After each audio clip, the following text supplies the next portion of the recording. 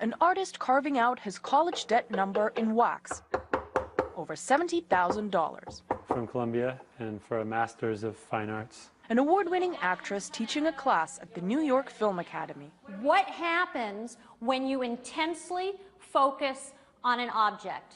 And a former Wall Street employee volunteering in post-Hurricane Sandy relief efforts. Do you know the name of your driver? What could they possibly have in common? Their support for the Occupy Wall Street movement.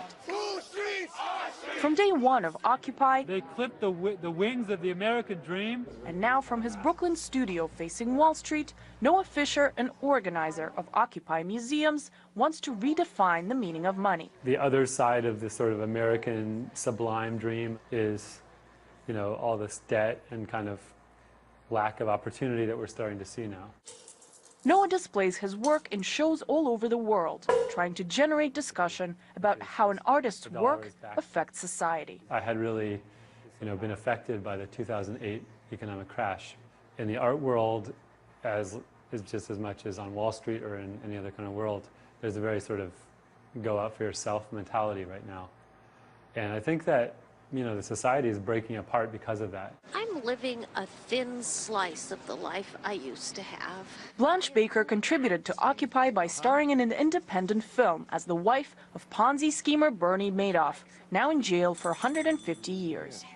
The film Ruth Madoff Occupies Wall Street highlights wealth inequality through humor. In this case, Ruth Madoff, even in the middle of Zuccotti Park, would be concerned about things that only the 1% could possibly be concerned about. Blanche believes Occupy gave voice to a majority that wasn't heard before. There has to be some kind of a new model going forward where this kind of economic disparity is dealt with in a way that benefits everyone. You can't sweep it under the carpet and ignore it anymore. I just need to enter something. After 7 years at Morgan Stanley, Alexis Goldstein could no longer tolerate the greed and toxicity of Wall Street.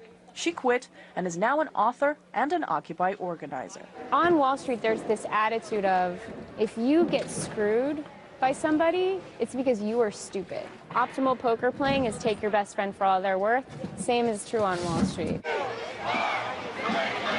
The Occupy Wall Street movement started as an ocean of people on the streets and in camps. And that tactic of holding public spaces, the police have made it, at least for the foreseeable future, impossible. We've kind of adapted in this way where we're organizing more around specific themes. Themes that could be well on their way to bringing much more tangible results, like hurricane relief. Occupy has been praised for doing a better job than government agency FEMA. As well as projects like Strike Debt. While as many as 1 in 7 Americans are hounded by debt collectors, Occupy is raising money to try to abolish the debt burden for as many people as they can by buying distressed debt for pennies on the dollar and then wiping it out. The crowds may be gone from the streets, but those fighting for the 99% continue working by themselves and in groups to put an end to the world of the powerful beating down on the voiceless and to try to build a socially responsible community. Anastasia Churkina, RT, New York.